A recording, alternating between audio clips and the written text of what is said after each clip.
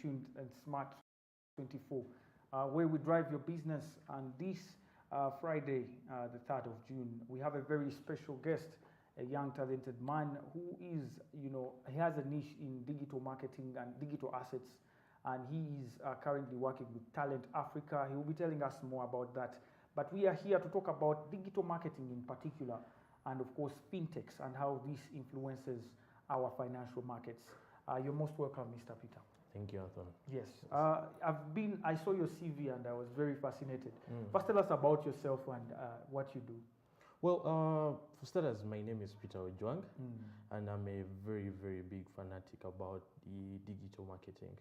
It's something that I started like 6 years ago, because ideally I'm a graduate of finance and accounting, but that industry is the industry I was in for approximately 8 months, and then I changed to do digital. But by that time, it was not digital. I was doing affiliate marketing with Alibaba and Amazon. Jumia had not yet become a thing by that time. Yes. So, but as I went on, I realized that there's something bigger, which was social media marketing. Yeah. So still, my journey with social media marketing led me to digital marketing, where I said I wanted a bigger piece of the pie. Then still with digital marketing, I realized I needed to get something more. Yeah, because if you look at how businesses interact nowadays, you need something more than just digital.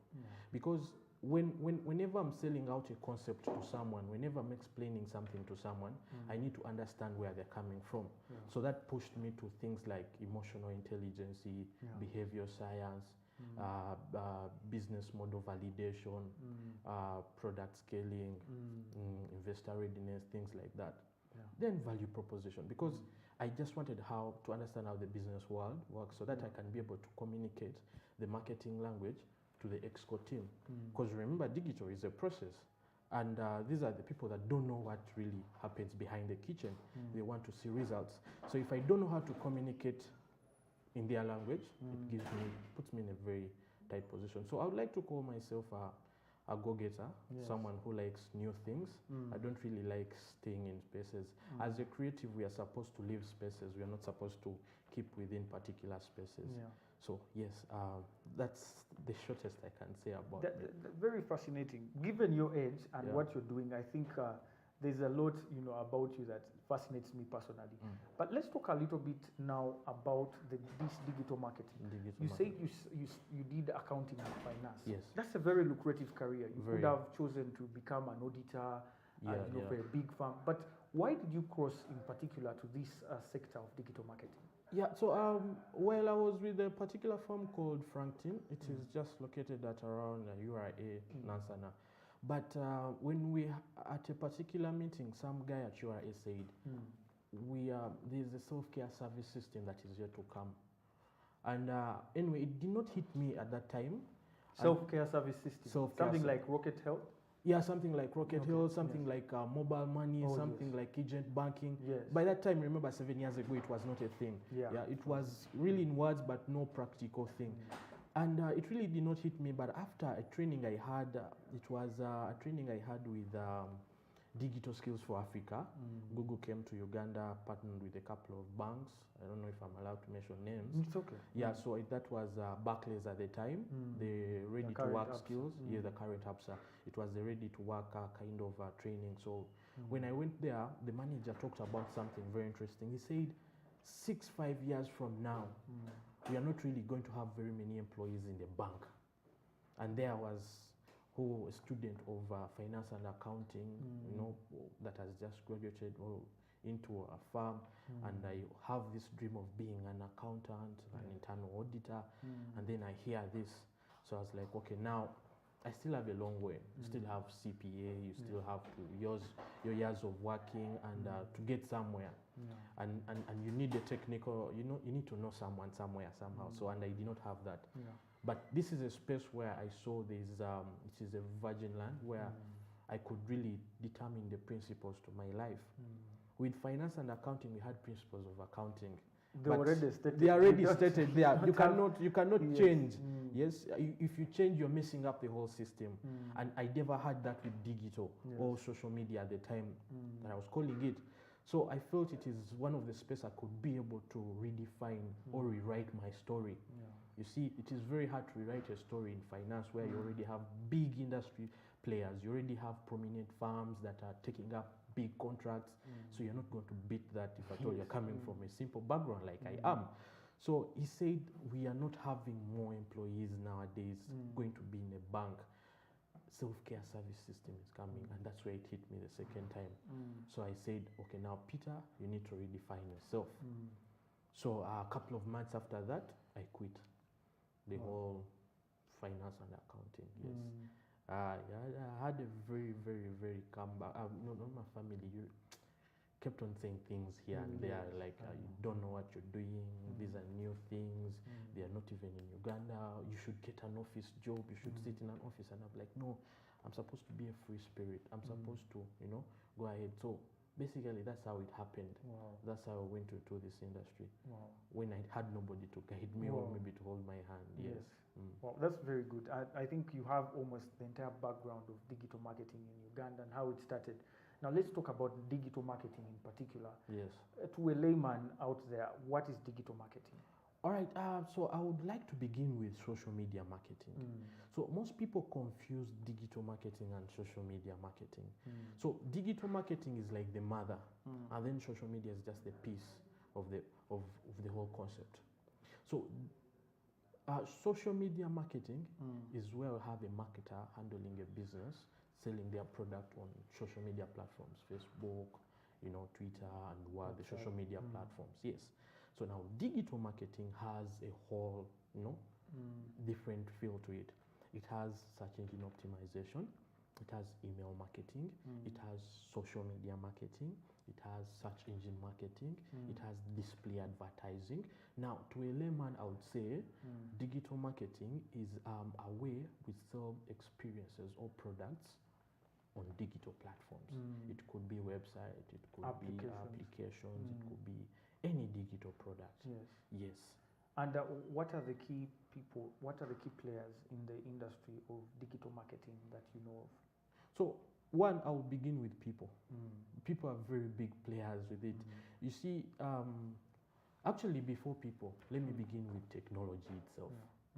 Technology plays a very, very big part. But after technology, you have people. You see, these two have to work hand in hand. You may have the technology, but the people that are really interested and know how to use this particular thing are not really enough. Just like Uganda. Yeah, the technology is there. Okay, we are at a particular level to it. We are not so bad. We are just above the bare minimum trend, so which means we are doing good depending on our economic state. So we are quite somewhere. But then you realize the people and how we've grown up. Very many people right now can say, parents, for example, does my kid really need a laptop at campus? Do they? So it's a question they keep on asking. And if you see, it is still the same parents who have not had an experience with digital products or technology itself. They say, okay, they will cheat us or they will con and things like that. So the divide is very big, the gap. And you see, if with parents, and then it comes to women, the gap between women to technology is even way bigger. So it's at least you can see more men, more boys being interacting with technology, but it is still what? Low. Yes. So basically, that's how we're standing via the digital and the industry players. So then we have the government, which also plays a very other important part as a key player in digital, because it has to say through regulations and things, policies. Yes. And then we have, anyway, I wouldn't really want to put it among the players, the key players of digital, but it is something that I would really want to highlight. It is the aspect of the impact. Impact. Yes. Via impact, I would like to talk more about the culture. Yes, it is not a way related to it, but if you get a little bit deeper into understanding the impact and culture of Uganda, you know that culture plays a very important part as a key player in digital. So our culture is not a culture that is inquisitive. We grew up from families where we don't ask why. They tell you to do something and you ask why. They will remind you. That's a discipline case. Exactly, that's a discipline case. Yes. So yes, that's also a very, very big player in the digital space. Yes. Yeah. So I believe those are the key pillars that I look up to when I'm talking about players in the digital space. Let's now look at the impact. Like we've said, our culture is not so open to technology. And you remember, even in East Africa, I think we were the last people. Okay, we were the first in terms of mobile money and all these other things. Yes, Actually, we came before Kenya in terms of mobile money. But then when it now comes to Kenya, right now Kenya is doing way better in terms of digital assets, digital marketing. What do you think has been lacking? What is the gap that is still, is it the culture? Is it the people that are not embracing this change? Or it's actually back to the government? Because we are seeing, yes, digital marketing, digital assets are coming in, but still people are still hesitant and are into traditional means of transactions and so on. It's good question, and it raises very many flags. One thing I would like to first talk about in that aspect is begin with the people. As we have very many people that into entrepreneurship. We had reports saying that Uganda is the most entrepreneurial country and highest startups. Exactly, highest startups. But then still, I want to correct a little bit. We have people that start businesses, not startups. You see, a person starts a startup because they want to solve a particular problem in society. Someone starts a business because they want to make profits. Now, here's the difference. If someone is starting something with an end goal of impacting society, if things go wrong, they can still remain on that particular goal. But if someone has started something for profits and that something doesn't make them the money, then they will definitely jump off it. So people are starting businesses in Uganda. But closing up at the same rate. Exactly, closing up because they did not start it because of love of their profession. Yes. There's a particular session I like to take particular people I meet training them digital, which is called the Ikigai, the Ikigai process. The Ikigai process is known to the Japanese more. We all know Japanese live longer and they live a happy life. They are very wise people, smart. They are not very technical as China, where they make innovative things and what. But in terms of modest living, their subtle life and being smart and working for long. Yes, working for. It is because the Ikigai theory. It is meant to be happy living for a long time. The Ikigai. Now, Ikigai says we are supposed to start something with love. Love is the beginning of everything. Passion. Yes. No, actually. Not passion. Not passion. What's the difference? The difference is here. Yes. Now, when you want to do something, you say, okay, now someone can come and say, I'm passionate about this. But then remember, passion, when you have passion, you have to love something and you have to know how to do that particular thing. Oh, exactly. So well. Passion is love and knowing, yes, like knowing. really, really so well at doing that particular thing. And then you have Western culture that says GoPro. So after you love and you know how to do something and you get passion for that particular thing, professionalize that thing. No, okay. Go professional and start earning from what you love. You see? Yeah. So when you do that, you get more satisfaction that someone who does something because they heard someone is making money from something. Yeah. You don't have passion, you don't have love for that particular thing. You just know there is money in it. So such businesses don't get to really grow. So when you look at love, passion, and knowing something, then you go pro. Then after going pro, you can decide to go for a particular mission or your mission. Now, when you leave being professional, you start now chasing a mission. Now, chasing a mission, you are affecting more people than yourself. Because you're already at peace with yourself of what you have been able to achieve. The money is already coming from what you have been able to build. And you're now chasing emission. emission. Yes. So that's the difference between people who are starting startups. Now, startups, those are people who have that kind of process, and people who are starting businesses have the other process. So now in Uganda, we have more people that are starting businesses, and now that's the problem. You see, with Kenya, it has grown a culture in having sustainable things. You see, if you want to be able to grow and build something that is going to it's the impact design. If you look at impact design, you create a solution, you make it sustainable, and you'll be able to make money from that particular solution. But then, if I told you you're not creating a solution, what are you doing? You want to make profits. So that kind of approach is 5 years from now. That's the conversation. How many of your peers you say, okay, now this thing I'm doing is starting to pick up from it 5 years from now? What will they say? No, it's not worth it. Exactly. Yes. It's not worth it. And if you look at most of the Kenyans, this is what they're doing. If you see the fintechs, the things they have been doing, these are things they started from like 2011, 2012, and they're actually picking up. If you look at the story of Flutterwave, the Nigerian guys, it started way, but they kept on, however much they had the bumps and what, they kept on. That's the Kenyan culture. They had more of the figure. Now, Google realized that, okay, now this is the best place for us to put a hub. And they set up a hub that was going to facilitate fintech startups within Kenya. And they're really doing well. Rwanda is already coming up with speed. The government is investing, in technologies. They're making, things out of, laptops. They have a company that makes laptops. Exactly. I think we had the company here that made mobile phones, but I don't know if it's still there even. Simi, it's called Simi. Simi, yeah, I think it closed down. Yeah.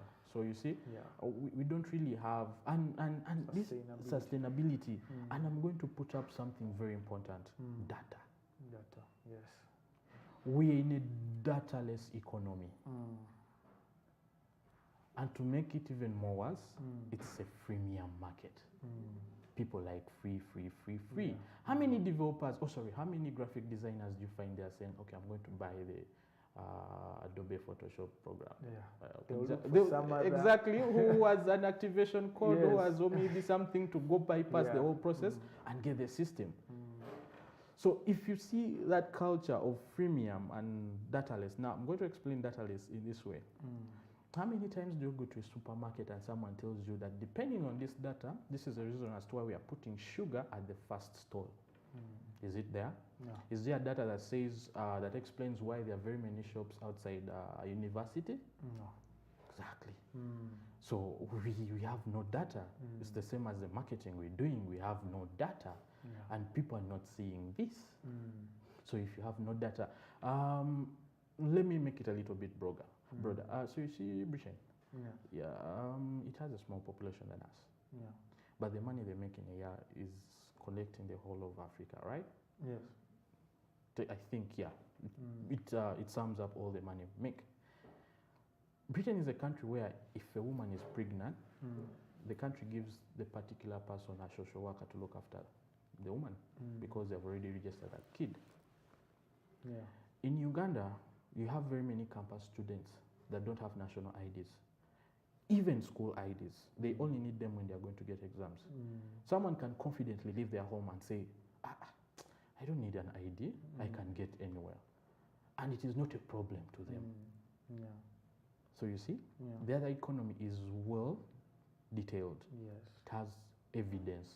It is easier for the World Bank to lend them money than Uganda because for them they have details of well accounted things.